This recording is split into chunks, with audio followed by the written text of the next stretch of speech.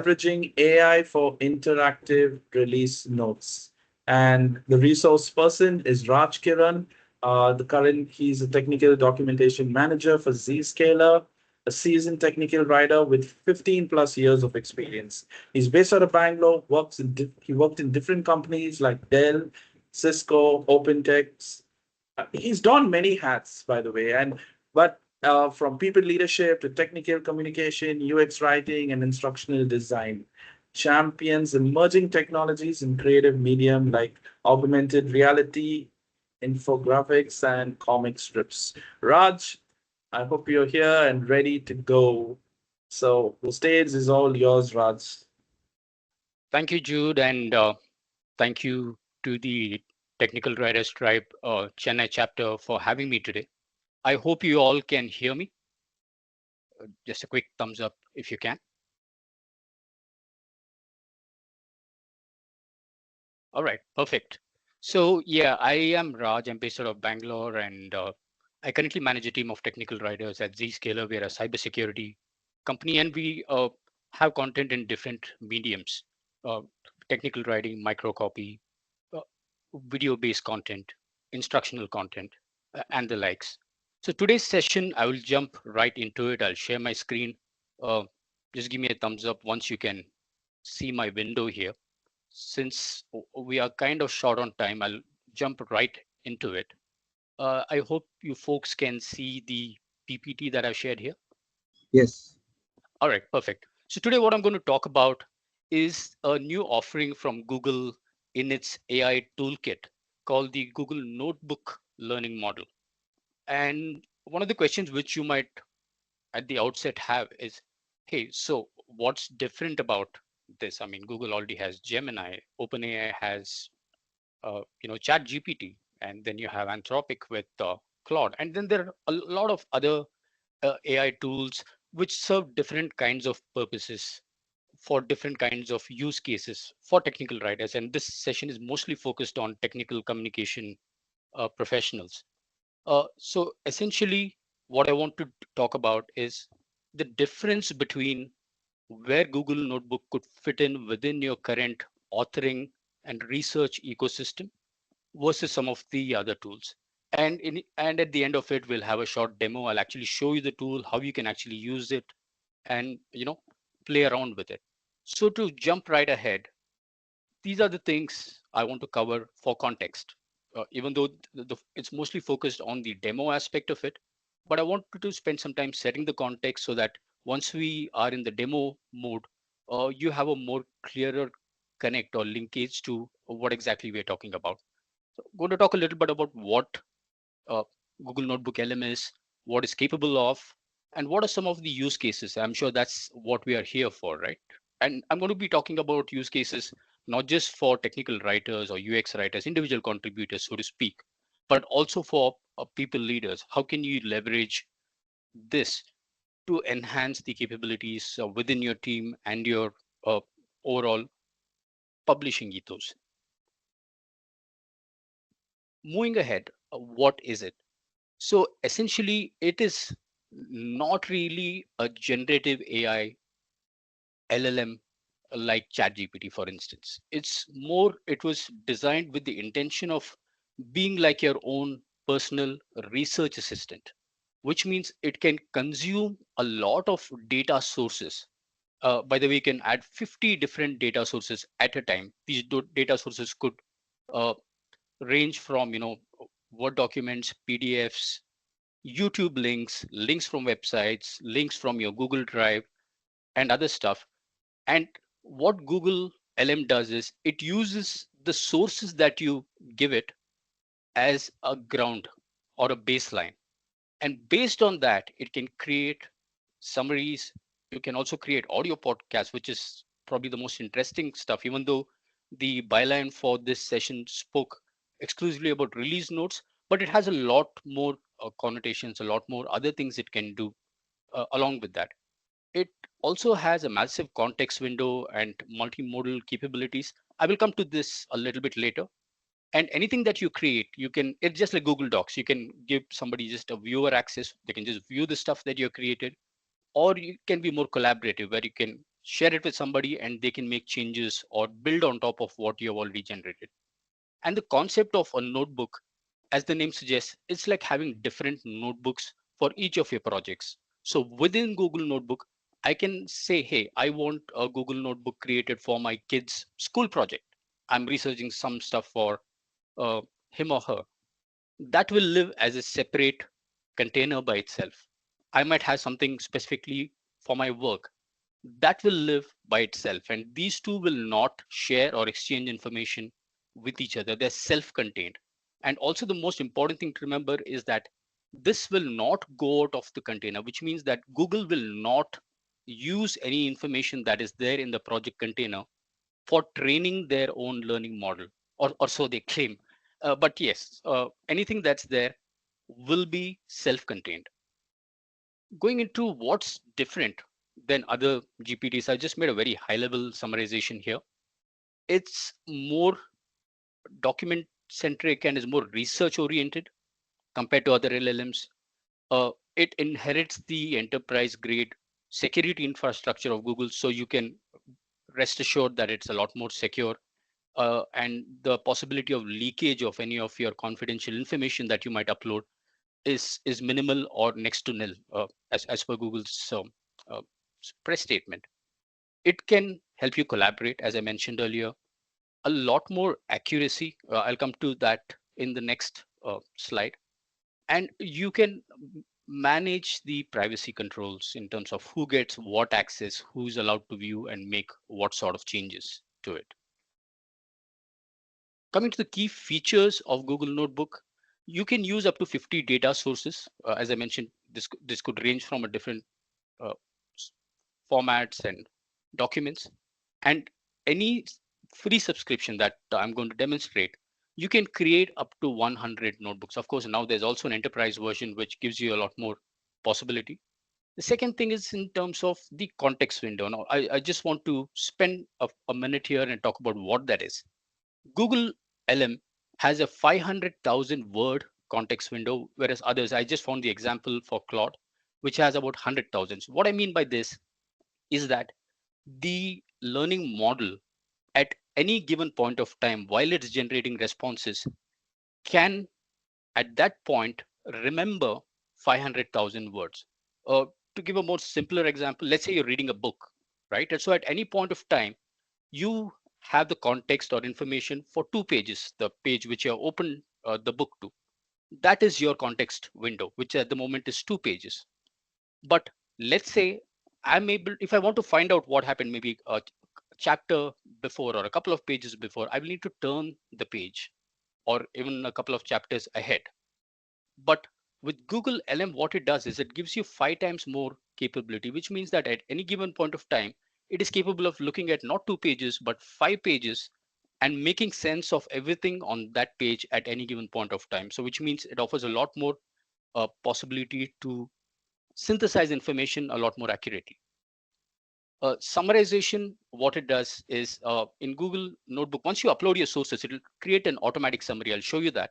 Whereas, for example, you go to ChatGPT, you will need to give it something to get started, right? You need to plug in a document, an image, a prompt, and then say, hey, get me this information or uh, synthesize this in such and such a format. But with this, it's automatic. What I mean by multimodal capabilities is at the moment, unfortunately, it cannot create images like a DALI or a Midjourney. But what it can do is that if your document has an image or a chart or architecture diagram or something, it can look and analyze those embedded artifacts and make sense of it. It has source grounding, which means that it relies heavily on the data sources that you feed it. So, which means any AI based hallucinations or anything which is non related to data sources is kept to a minimal. And the most fun part is it can create audio podcasts. I will talk demo that in a few minutes. Currently, you have a pro version and a free version, and it's all built on the latest LM model, that's Gemini 1.5 from Google. Coming to the part which we are all curious about, hey, how is this going to help me?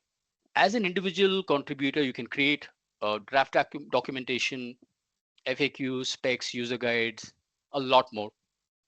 It can help you centralize your team's knowledge, for example, style guides or process documents, to make sure that if somebody is new, they can, kind of just ask the notebook for answer to a specific question. It can create audio podcasts, release notes, and a bunch of other stuff. From a people leader's perspective, and this is what I found particularly useful, is that, hey, I have, let's say, 100 CVs and I need to hire maybe two people among them. Of course, you have different levels of screening, there are different levels of filtration, but just plugging in those CVs will help you identify and map the right competency for your hiring. It can help to a large extent. I'm not saying it's perfect. And of course, since I mentioned that it's self-contained and all CVs have PII, personal identifiable information, it will not go out of that container. It can help you with training and onboarding new folks. And if you have any analytics that you have gained from your documentation or videos or anything, it can help you make sense of that and provide insights onto that. And I'll jump right ahead. I will switch to the next window where we'll look at. So let me know if you can see the Google Notebook LM homepage. If one of you could just come off mute and say yes, because I can't see the participants list here. Yes, No, Raj. Okay, we no, can no. see, no, we can see the demo time slide. Okay, you are not able to see the Notebook LM window. No, All right, let me I just have stop just, sharing and reshare that yes. page. Thank you, Puneet.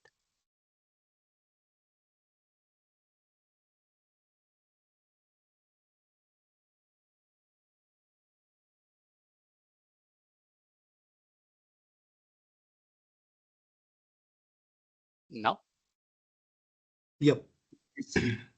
all right, perfect. So this is the starting point of Notebook LM. So the URL is notebooklm.google.com. So as soon as you jump in, you have the pro version and the free version. All you do is you just click on try Notebook LM, and this opens up the dashboard or the home page. So as you can see, I've already created a few notebooks. Each of them have a name, a date. It also, in a snapshot, gives you how many data sources are there in each. You can add your icon. You can do a bunch of things here. You can change the settings. You can view the displays, a bunch of things, right? So let's jump right in and create a new notebook. All right. So as soon as you click on create, it will immediately ask you, hey, let's go ahead and add some sources to to do whatever you want to do. So I'll just quickly close this for a second and show you what else you have. So over here, you have place where you can add the sources. All the sources will be listed here. I can just click this. I'll come back to the same window. And over here is where you can interact with the sources that you have added, and the number of sources you add keep displaying over here. And there are some other options. I'll go into that one by one.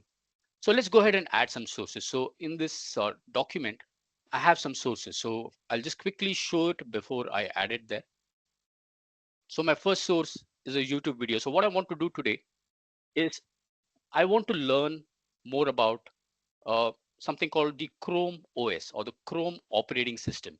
So this is a new OS by Google, which are supposed to be very good for low spec hardware, and it can do a lot of things compared to some of the more expensive operating systems. So I want to learn more about what this Chrome OS is, and maybe I want to write documentation, maybe I want to do some research.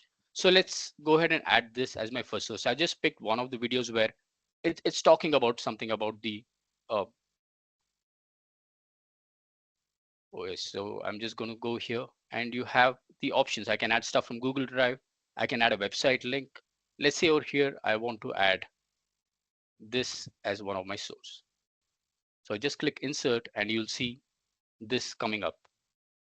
And here is what I mentioned here. So as soon as I add a source, it will automatically create a summary for me, and it'll give me a bunch of options saying, hey, do you want to create a quick FAQ based on what you've uploaded?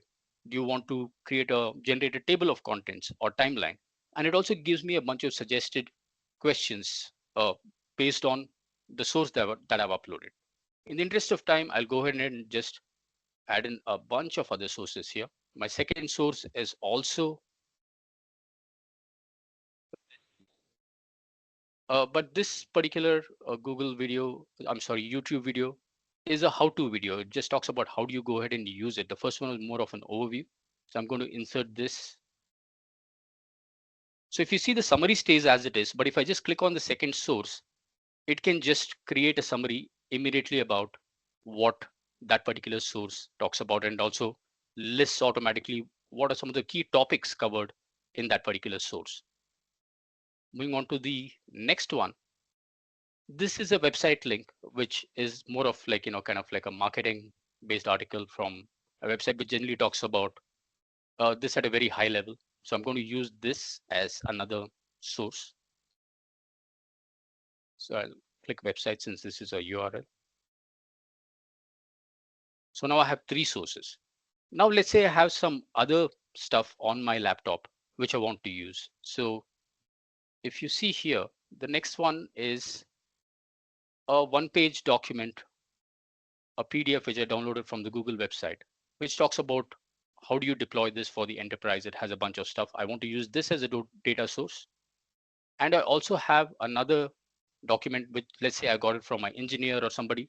It is just a one-page document with just some sort of like, kind of a architecture diagram of how this thing actually works from a developer point of view. So I'm going to add these two as well as sources. So I'm going to just say, hey, I'm going to drag and drop these two documents here.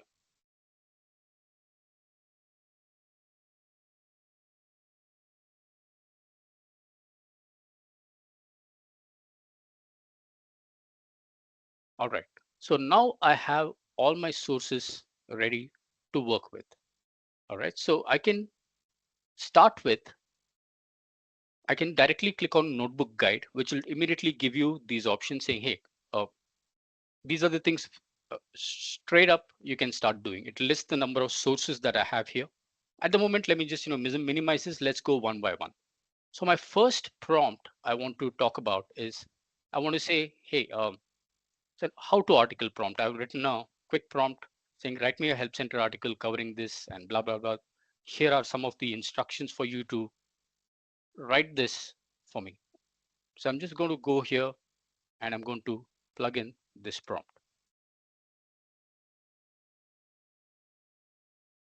Let's give it a few seconds while it generates that content. All right. So if you see here, it's automatically created something for me. May not be perfect, definitely needs an editorial review, cleanup, alignment with your style, patterns, etc. But I already have a good starting point. It's saying, hey, getting started, I'm giving you this. What I do with this is I simply click, I can upward, downwards, copy it. I will just say save it as a note. So this comes and sits as a note within my notebook. All right. Now let's go to another prompt. All right, I'm done with the how to article prompt. I want to know, I want to generate an article maybe which says, hey, what's the difference between this and other operating systems? So this is my second prompt.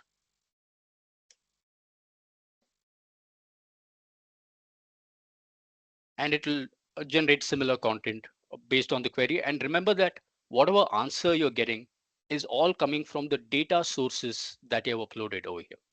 So now it's already given me a bunch of differences, but I think this might be tedious. So next, the way you converse with any of the responses is the same as how you converse with ChatGPT or Claude or any other AI-based systems. I find this, uh, let's say this particular display a little cumbersome. I want to say, hey,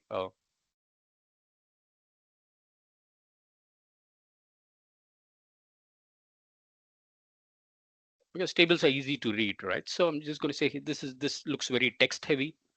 I want to improve the readability, create a table. So it's created a table. Now, instead of this, I want to use this in my documentation or for my research. I can now save this as a note. So now I have two notes, one for the getting started guide, and I already have something for the comparison. Now I'll just pick something for, let's say, release notes. I have a quick prompt saying, give me just a one-page thing about what this is for release notes content. And I have some basic instructions. Okay. Keep it short, put it in bullet points. So you have something. This is my release note. So again, I save this as a note. All right. Now, before moving forward to the next two prompts, here are some things you can start doing. Now, if you see, I can select one or more notes. And as soon as I select these notes, based on that, it can already offers me some suggestions. Just using these two notes, summarize just these two notes that I've saved, or create an outline based on these notes, or combine these two notes. And also the fun part is I can convert one or more saved notes into its own data source. So I can convert this to a new data source. And I can, in my other notebook, I can just copy and paste this to further funnel and make it more accurate in the next notebook. Let's say somebody else is working on something. Instead of them doing all this, I'm just going to share everything as a source to them. They just input this source and use that to further channelize and further uh, make things a lot more accurate, or talk about, or get it to a shape they want to get it into. So that's another thing you can do. All right. So the next prompt I will quickly look at is the image prompt. I told you about the multimodal capabilities where although it cannot generate images, but it can make sense of images. So one of the PDFs, if you remember, we had added, it just had one image, and maybe I'm not that network savvy or developer, or as good as a developer to figure out what that means. But now I need to write content about it. So I'm going to ask Notebook to analyze this Chrome PDF that I've added over here as one of the data sources and figure out what it is. And if you, as you can see, it has already made sense of something. Maybe this is accurate. Of course, you'll have to have it vetted through your engineering or anybody else, an SME.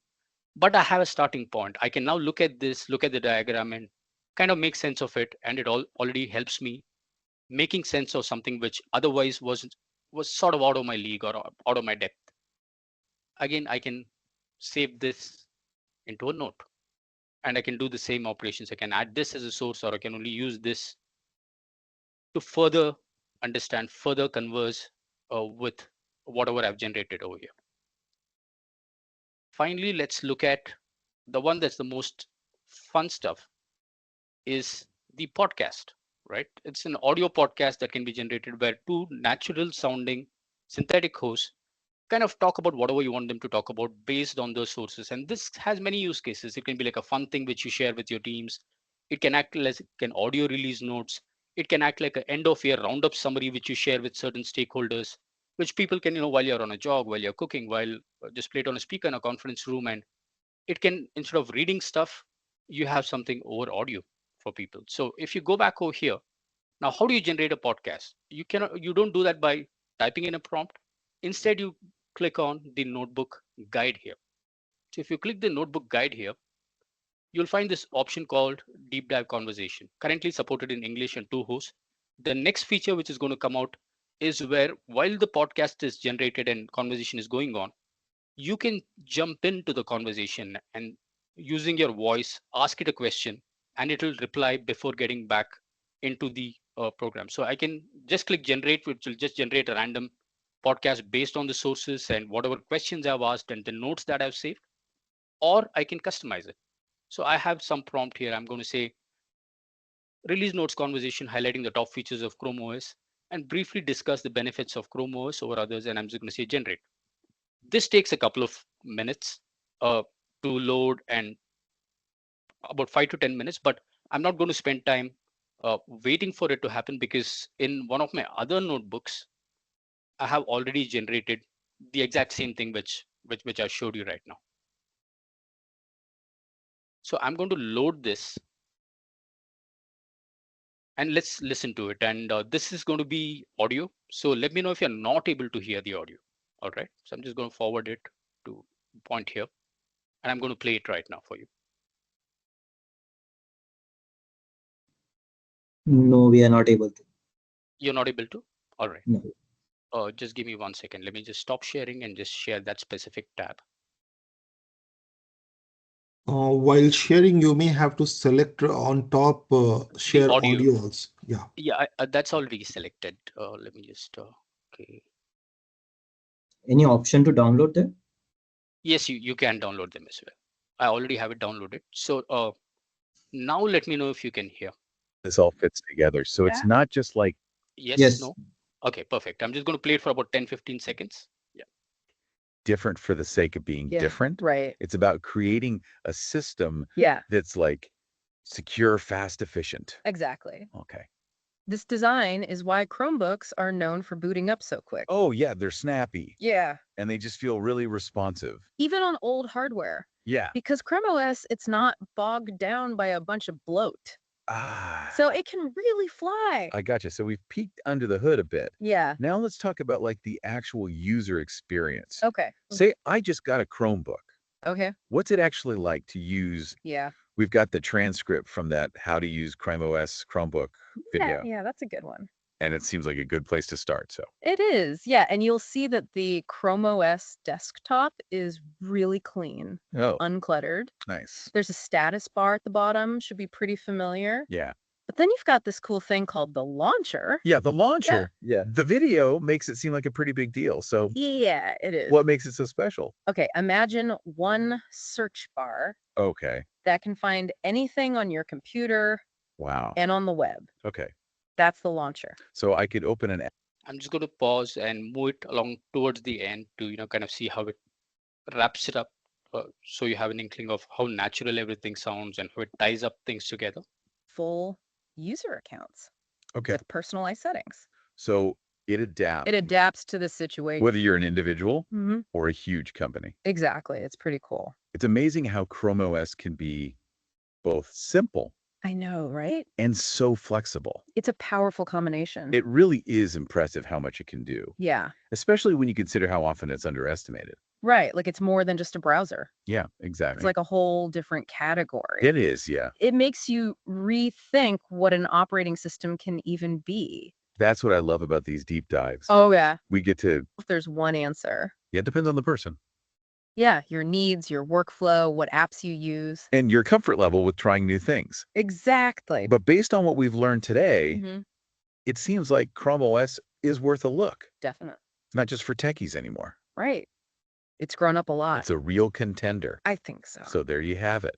We've gone deep on Chrome OS. Under the hood, all the way. We've seen how user-friendly it is, How green it is. how powerful it is. Even for big companies Now it's your turn. to decide if Chrome OS is right for you, Maybe it's time to try something new. see what it can do. Unlock. All right. So it generates this and you can share it with a person. Public access, you can copy the link and send it to somebody. You can send it by email, and you can also download this. You can change the playback speed. So it's already downloaded as a WAV file. You can zip it, send it across to somebody, and in the future it'll also have capabilities where you can jump into the conversation through voice and ask it a question.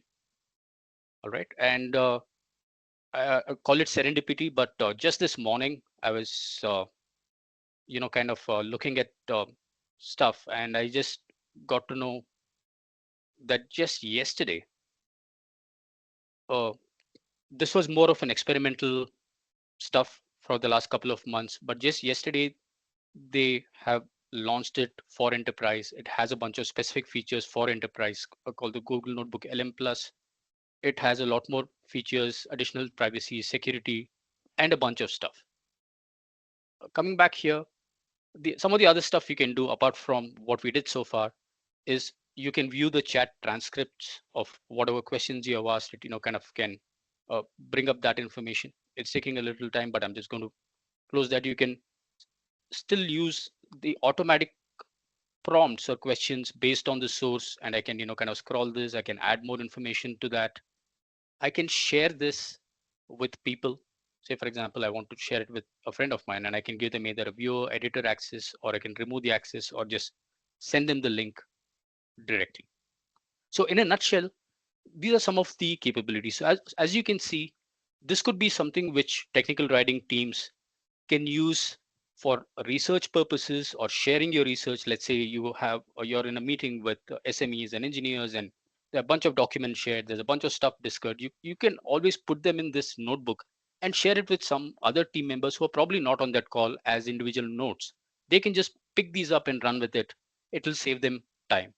apart from the possibility of it translating into actual documentation, I personally feel it's excellent for research into technical concepts and any domain that you might work with, whether it's networking, cybersecurity, SaaS, anything at all. There will be a lot of complex information flowing in and out all the time, and this can really help simplify some of that stuff. I'm not saying use this all the time to create content and directly publish it to your help portals, but it's a great starting point to curate all your information in one place. And as I said, you can create multiple notebooks up to 100. This came by default with Google. There's a default notebook. You can always delete this, but there's a lot of other stuff that you can do. There's a dark mode as well, and you can switch to it. You can use their Discord channel for feedback. They have a bunch of help articles, and going forward, there'll be a lot more things coming there. So, in a nutshell, this is what I wanted to talk about today. Of course, go ahead, feel free to play with it, have fun with it, and determine what is your best use case. And I will pause here. I already see a bunch of questions trickling in, and I'll be happy to answer as many of those as I can. Yes, Raj, we do have a couple of questions. And the first one by Subhajit. Can Notebook LM be integrated into a site to summarize the content of a particular page of that site in real time?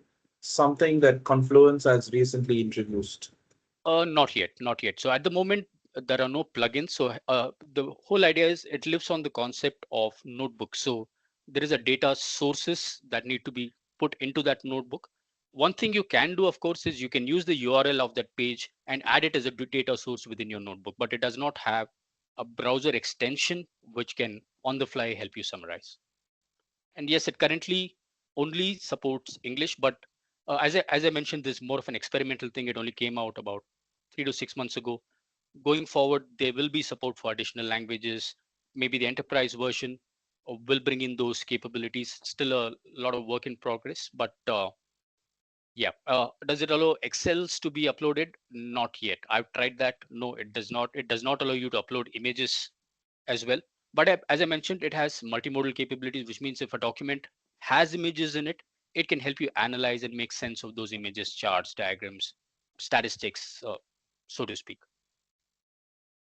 It's good. Thank you for answering the other queries that popped in with Excel and things like that.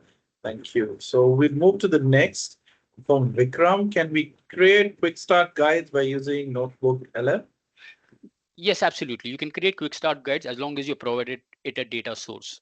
Now, this data source could be a PDF, it could be a link to any public facing content that you might have. All you need to do is just use it like any other prompt generator, specify clearly what you need in the release notes or the quick start guide. Maybe you want a clear introduction, maybe you want prerequisites to be added, maybe you want certain links to other content on how to use it.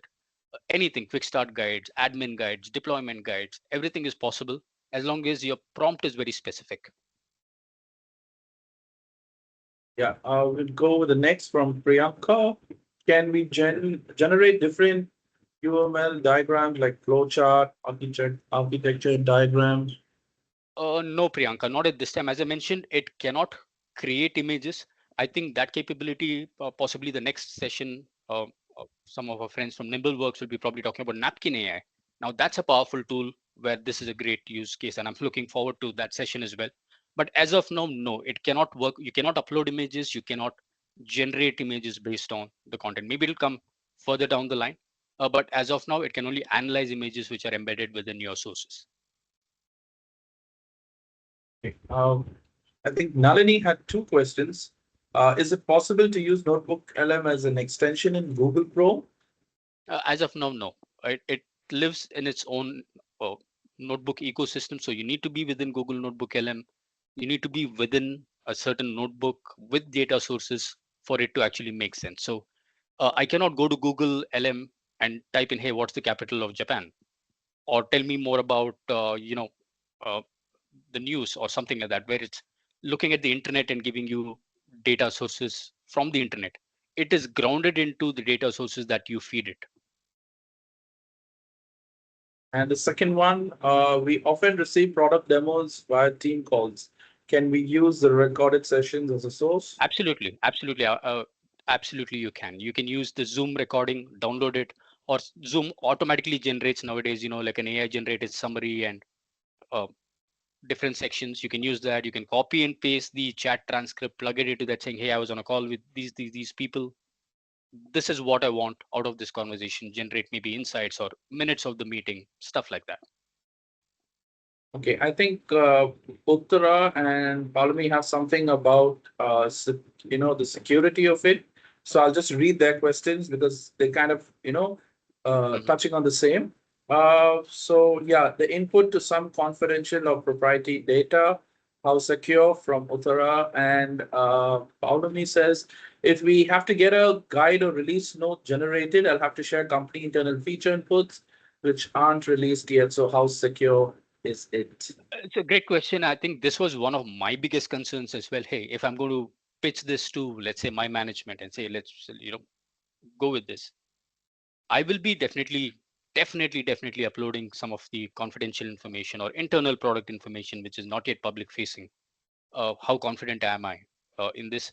At the moment, what Google has promised is that whatever you add as data sources within a notebook stays within that notebook and it is not used for training their own learning model. That's the assurance by Google. And I'm sure jumping onto the enterprise plan, this will be a lot more clearer and robust. But in case you're planning to move ahead with that, I would always urge you to contact the sales reps at Google to kind of understand more. But from what I know at this point, again, I'm not 100% sure about that, is that Google promises that any of the data which you add in a container stays in that container. It will not even be used by the next adjacent container. For example, the example that I showed you, I had something about Edison's light bulb and I had one on Chrome OS.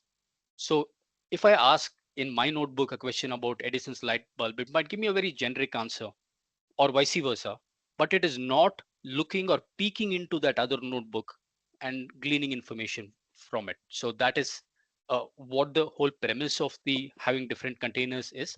But I would urge you to probably check out what features the enterprise thing offers, and further down the line there'll be a lot more FAQs, a lot more stuff that will be added which will clarify this, because this is one of the biggest questions which companies will always have before they kind of roll it out across the board. But a great question, great question. Thank you, folks, for throwing in your questions to Raj. And thank you so much, Raj. That was the demo was so cool. I mean, so informative, a lot of actionable insights to get our hands onto. So thank you so much for this wonderful session. Folks, feel free to connect with Raj. He's on LinkedIn and Yes, absolutely. uh, continue, networking and share your ideas. And I'm sure we have a lot more to learn. So this is an amazing session, amazing demo. Thank you, Raj, so much. Thank you, Jude. Thank you, Puneet from TWT and all the other volunteers. Chris, thank you all. All right, folks, time to just take a break. We just have about a 5 minutes break, but for some of you who want to stay and connect and do a little bit of chit chat, feel free to do so. For the rest of us, we'd be back in a jiffy and continue with the momentum. All right, so let's be back, folks. Thank you.